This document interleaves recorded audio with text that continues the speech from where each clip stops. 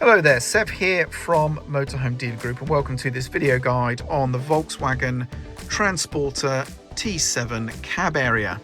In the video guide today, I'm going to do my best to help you find your way around the cab interior so that you know where all the important buttons, knobs and switches are. In this video, you've got to bear in mind that our content is focused on the leisure vehicle industry, so camper vans and things like that. If that's not really applicable to you, obviously just take from this video what you find useful, but please just bear that fact in mind when watching our video content. We're also not going to be covering any troubleshooting or problem solving in this video, so if you are experiencing any issues with your vehicle, please seek the help of a technical professional or consult your manuals. And also bear in mind that vehicles do have varying spec levels. They have different features and equipment. So again, your vehicle may differ to the vehicle shown in the video today. So please just take from this video what applies to you and the vehicle that you have. So that's it. This is just basically a quick start video guide to get you up and running so that you know your way around the cab interior of your Volkswagen Transporter T7 camper van. So let's get started. So the first thing we'll do is get some power on in here before I show you where everything is located. So let's start by pressing the engine start stop button here, and that will start bringing things to life. Now you'll see a few messages potentially pop up in the dashboard area here. Let me turn the radio down there. So all you need to do to get rid of those messages and acknowledge them is to press the OK button on the steering wheel here, and that will go through each of the messages in turn and acknowledge them. And when there's no more messages left to acknowledge, then that will be good. Right, so now the vehicle's powered up, let me show you the controls. We'll start over here on the driver's door card where we have the electric window operation, so the buttons for that there. At the very top here we have the cab lock and unlock buttons. We have the control for the electrically adjusted mirrors, and then a button for folding and unfolding the mirrors. Down here we have the vehicle lights control, so this here allows us to turn this collar or this dial here basically, and we can select these different options. So we have off, we have the side lights, we then have automatic lights and headlights. When in the headlights position, we can turn on the fog lights. This is the rear fog lights here by pressing this button, and you can see that's confirmed by the symbol appearing in the bottom left of the dashboard there. And then this control here is the headlight angle adjustment. On the steering wheel and steering column, starting with the stalks, on the right hand side, the stalk here is a gear selector. This vehicle is an automatic, so the gear selector is that stalk to the right. And on the left we have the vehicle lights and wipers, so this will control the indicators and main beam. Indicators pretty standard, obviously up or down for left or right. There's also nudge for lane changing. Main beam is flashed by pulling towards you, and pushing away is going to be toggling on or off if you have the main headlights on. We then have wipers, so this twist on the end here is for controlling the wipers. You can see the different positions there, so we go through the different intermittent speeds and eventually to two different continuous speeds. And then at the end here we have the wash function. The collar in the middle here controls the rear wiper where applicable, starting with 0, which is off. If we nudge the sprung-loaded position towards us, that will provide a wash function. 1 is intermittent, 2 is continuous, and then there's an additional sprung-loaded wash position ahead of 2 there as well. On the steering wheel, we have buttons to the left and right. The left array of buttons here is for controlling the cruise control or speed limiter and lane assist functions. Over here, we have the buttons here for controlling essentially the screen on the dashboard area here for navigating that, as well as voice control. And there's buttons to the left and right of the steering wheel here for controlling the media player on the vehicle as well. To the left here, we have a dial for volume and muting of the entertainment unit. And then to the left, we have a button for demisting the windscreen. This button here, if we press it, allows us to toggle on or off the parking sensors. This button here, if we press that, allows us to play with different driver assistances. We have different functions we can toggle here, and if you have questions about any of these functions, you can just press the I button and it will tell you what they are or what they do, which is fantastic. You can also go to more settings by pressing additional settings there, and we can really get into the weeds of different vehicle behaviors and driver assists there if you so wish. The button to the left of that is the different driving modes. You can see them all listed here: normal, eco, sport, slippery or tow and haul. And again, there is an information button to the side if you want to find out more information about which each of those modes do. Here we have the hazard warning lights button just there, and below that we have the electronic handbrake. This particular vehicle, again being an automatic, does not have the pod here that would normally contain the gear stick if it was a manual. In its place we have here a 12-volt socket, a USB A and C socket here. There's a little cubby and a pull-out cup holder here. Over this side, on the passenger side, we have a lockable glove box just here. We also have a little cubby over here. There is a couple of USB-C power points just there. We also have another couple of those just here in front of the driver's position, as well as a couple of cup holders to either side of the dashboard as well. Otherwise, everything else in here is pretty standard vehicle affair. Nothing really going to catch you out. So let's now start talking about the two screens we have in the vehicle. We have, of course, the entertainment unit, and then we also have the dashboard here. So we'll start with the dashboard itself. So the dashboard, you can see, has the traditional 2-dial representation here, one for the RPM, which is on the left, and a dial on the right for the speed. To the left of the RPM dial, we have the engine coolant temperature. And to the right of the speedometer here, we have the fuel gauge and also an estimation of the fuel range remaining. Along the bottom, we have the odometer tracking the mileage, and then we have our annunciator panel for our different lights, like warning lights and things like that, and indicator lights. We then have a page in the middle which can show us various different bits of information. Let's call that the MFD. And the MFD header, what page of information we are currently on, is indicated at the top there. We have our approximate direction and temperature also shown there as well. So let's now start talking about interacting with the MFD, and that's done using the controls just here. The first page I'm on here has the picture of the vehicle in the center, and this gives us vehicle information. So we have tire pressure information here. We then have AdBlue information, AdBlue level, engine information, oil life, and then we're back to the tire pressure page. So that's that one there. If I press to the right here, we're going to go to the settings page, and in here we can choose what information is inset into each of the two dials. So on the left gauge we have options. If I go all the way back to the top here, we can have no information. We can display the AdBlue level, phone information, but that's currently shown over here, so it's not selectable on the left at the moment.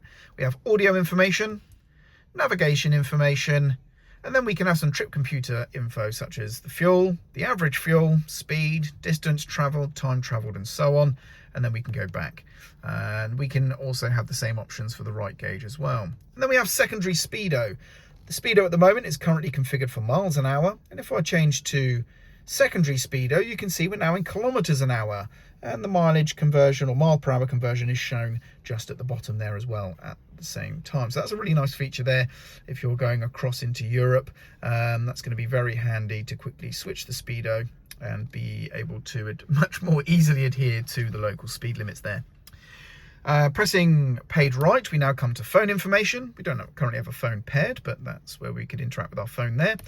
The next page is audio, and we can quickly and easily change audio settings here, like radio stations and things like that. And then we come to the trip computer. We have two trip computers, trip computer 1 and 2, and we can just hold the OK button to reset any of that information if we so wish.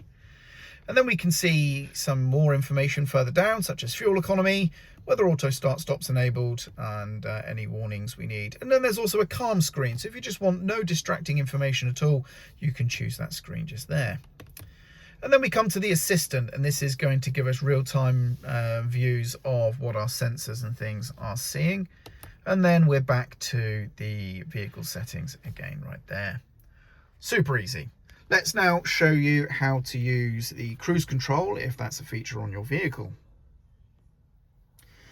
So we turn the cruise control on by pressing the on-off button just here, and we can confirm it's on because we can see a steering wheel symbol has appeared here, and we also had a line briefly show on the mock road view display that's sort of at the bottom of the screen there. Also over the side here you can see where we can store a speed to hold, and that the lane assist is also on just there, and of course the cruise control symbol is showing just there as well. Now we can use the cruise control much like we would in a normal vehicle. Set is obviously going to set the speed, and we can adjust it up or down. Resume is going to resume a previously held speed. If I press this center button, if you look at the bottom of the screen there, that is going to choose the distance. I'm just repeatedly pressing that button, and we can just cycle different distances we want to maintain to an obstacle in front of us, such as another car, for example. So you can modify that distance there. The bottom button, if I press it once, it says here, press again to turn off lane assist. If I press it again, it says the same thing. So you basically need to double press it. So if I double tap, it now says lane assist off, and you can see the lane assist off in amber symbol is now down there. If I double press it, that's now going to re-enable lane assist. If I were to set a speed, as mentioned, we would see the speed set in the miles per hour position just down there. I'm going to press the speed limiter button now, and you can see the speedometer has changed. The indicator down here now says limiter in green to show we're in a limiter. The speed is shown there, we're at 50 miles an hour. And if I use the plus or minus buttons here, you can see me adjusting that in real time. So now at 25, and also on the dial itself, you can see the no-go area, the speeds that are not accessible because of the speed limiter in red. So that would be 30 miles an hour held there. So a nice visual representation of the speed limiter when that's active. If I press speed limiter again, we go back to now off. So the cruise control is now off. If we were to have the cruise control on normally, to turn it off, we would just press the on-off button just here, and that does the same function.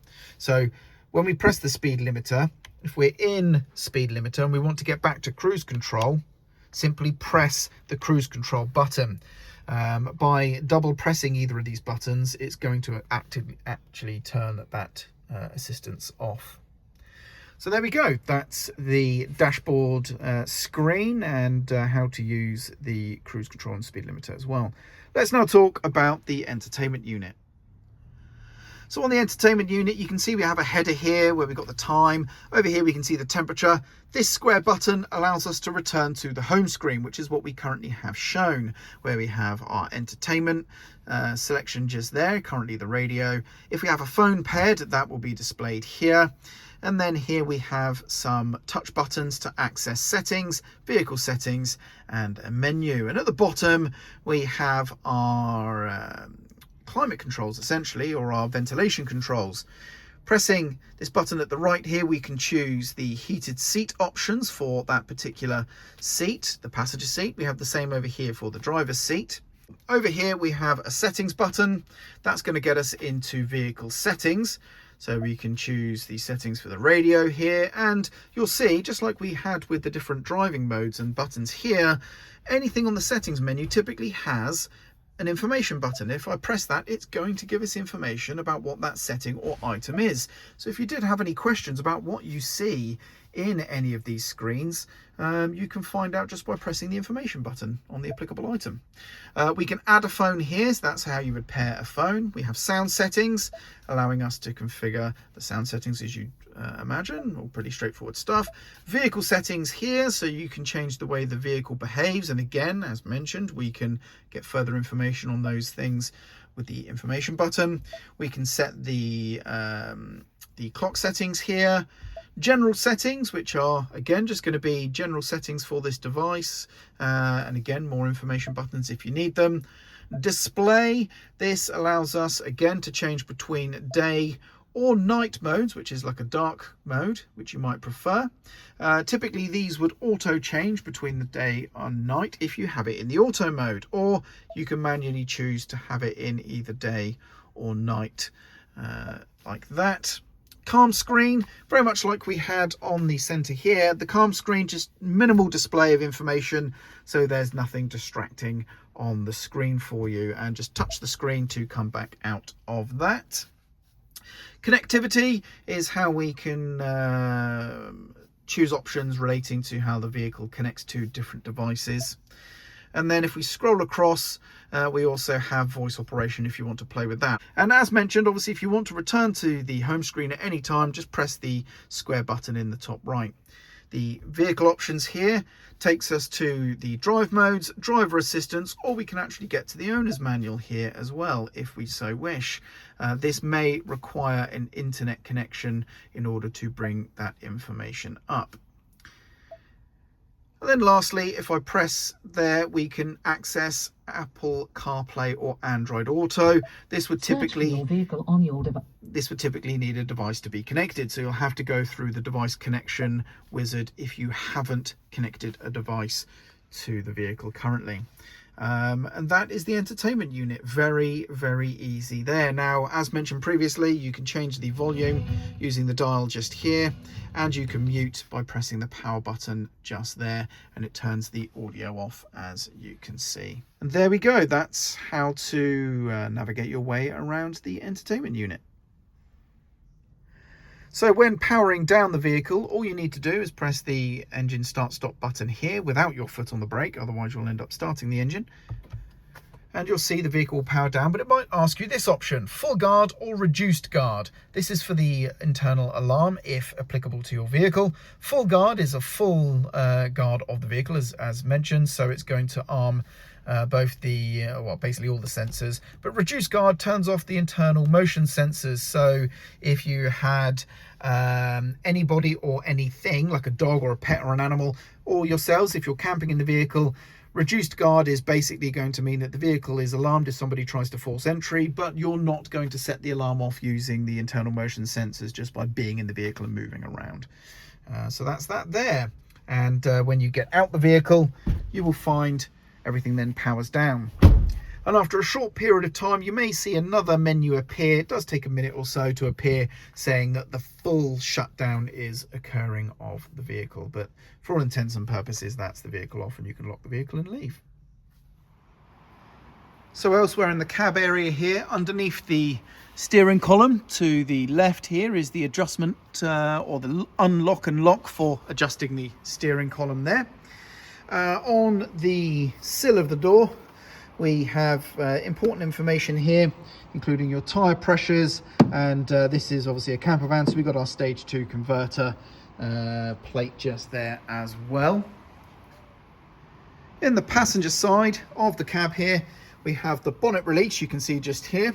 Now, for information on using that and accessing and finding your way around the underbonnet area of this vehicle, we have a separate video guide for that. And on the passenger door card, we do have an electronic window control here as well.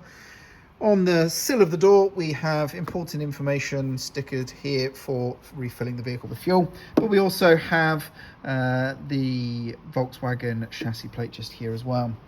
Now, between the passenger door and the sliding door, or the habitation door on a camper van here, we do have the fuel filler flap. Now, with the passenger door closed, that serves as the lock, as you can see, because it sits over this tab here, preventing this panel from opening. At the top here, we have the fuel filler just there. It is labeled diesel, so you can't get it wrong. And below that, we have the AdBlue filler just there.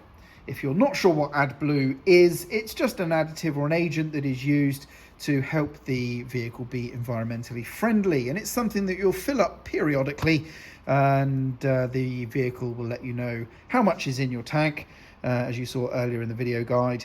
If you do have any more questions about AdBlue, please do speak to your salesperson or your handover specialist. And that's it for the passenger side. So there we go, that about wraps up the video guide for the Volkswagen T7 cab area. Hopefully you found this video useful. I'm Sev, and thank you very much for watching.